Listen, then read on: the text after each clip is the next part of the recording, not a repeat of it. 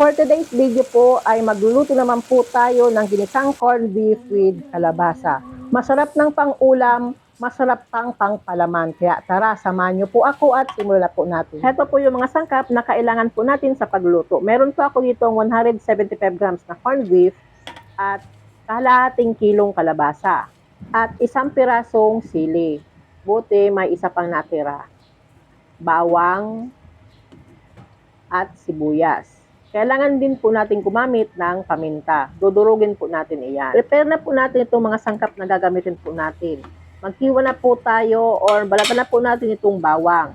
Mas masarap daw sa pagluto ng kalabasa ay maraming bawang. Kaya medyo ramihan po natin itong bawang. Balatan na po natin at ihiwain po natin ito ng maliliit. Pagkatapos po nating mahiwa or madurog po itong ating bawang, ito po ay ilalagay muna po natin sa isang lalagyan. At isusunod naman po natin itong sibuyas. Balatan din po natin at hihiwain. Pagkatapos din po nating mahiwa itong sibuyas, ilagay na rin po natin dito sa lalagyan. Sunod na po nating balatan naman itong kalabasa. Alisin muna po natin yung plastic na nakabalot po dito at hihiwain na po natin ito. At tatanggalan po natin ito ng buto. Plano ko po sana dito ay gataan, kaso nasugatan po yung daliri ko. Hindi po ako makakapiga ng nyog, kaya igisa na lang po natin. Isa pa, itong lulutuin po natin, pwede na pong pang-ulam, pwede pa pong pampalaman sa tinapay. Heto na po pala yung nabalatan kong kalabasa at nahugasan ko na rin po ito. Ito po ay hihiwain po natin ng pa-cubes. Habang naghihiwa po tayo nitong kalabasa, sa mga hindi pa po nakapag-subscribe sa aking channel, pa-subscribe naman po, pa-like na din po, at pa-click na din po ng notification bell para parati po kayong updated sa mga bagong video ko po i-upload. Salamat po! Pagkatapos po nating mahiwa ng ganito, ito po ay hihiwain pa rin natin ng maliliit or pa-cubes. Kasi nga, pwede po natin itong pampalaman nga po sa tinapay. Masarap po itong pampalaman sa tinapay. Napaka-healthy po itong palaman na ito. Sigurado po magugustuhan nyo po ito at ng mga anak nyo. Heto na po pala guys, yung nahiwa natin na pa-cubes na kalabasa. Sunod po natin gagawin ay magigisa na po tayo. Buksan na po natin yung ating kalan sa katamtamang init lamang. At magpapainit na po tayo ng kawali or pan. Kapag mainit na po yung pan, maglalagay na po tayo ng mantika. At magpapait naman po tayo ng ating mantika. Kapag mait na po yung mantika, ay igigisa na po natin yung bawang. Hanggang ito po ay maamoy na natin yung aroma ng bawang. Kapag naamoy na po natin yung aroma ng bawang, ay isunod na po natin yung sibuyas. Haluin lang po natin hanggang sa ito po ay lumambot na. Kapag malambot na po yung ating sibuyas, ay ilalagay na po natin yung 1 can corned beef. Ang gamit ko pong corned beef ay yung Argentina.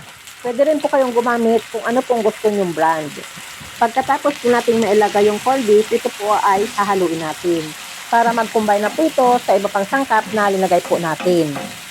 Sunod na po natin ilagay yung ating ibiwang kalabasa. Ilagay na po natin ito dito sa ginigisa po natin na corned beef. Pagkatapos po nating mailagay yung kalabasa, ito po ay hahaluin natin hanggang sa mag-combine na po yung kalabasa natin at yung corned beef. Pagkatapos po nating mahalo, maglagay na po tayo ng 1/4 teaspoon salt. Maglalagay na rin po tayo ng durog na paminta. Maglagay po tayo ng 1/4 teaspoon durog na paminta. Pagkatapos po nating malagyan ito, ito po ay hahaluin po ulit natin. Hanggang sa mag-combine na po lahat ng sangkap na nilagay po natin. Maglagay na rin po tayo ng 1/8 cups na water. Pangluto lang po natin dito sa ating kalabasa.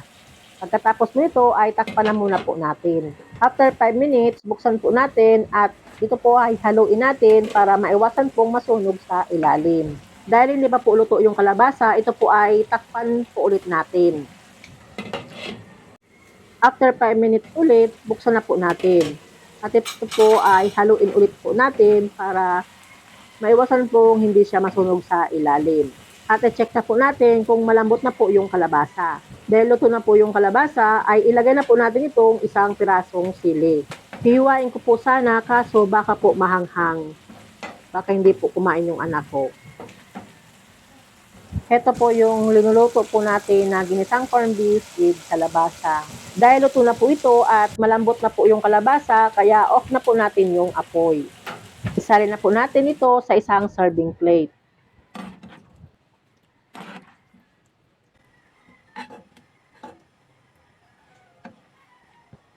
Heto na po yung ating ginisang corned beef with kalabasa.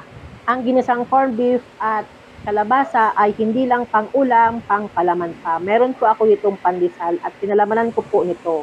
Ang sarap po niya, promise. Tikman na po natin yung ating pandesal na may palaman pong ginisang corned beef with kalabasa. Tingnan na po ang palaman. Wow, ang sarap po niya. Wow, ang sarap. Bagay na bagay po dito sa pandesal natin, ang lambot. Ang sarap po talaga nito, hindi lang pang ulam, pang palaman pa po natin sa tinapay. Sa totoo lang, pangalawang pandesal ko na po ito. Ayan po, ang sarap niya po talaga. Thank you for watching. Don't forget to like, share, and subscribe. Tenderang Kusinera. Bye-bye. See you next upload. God bless us all.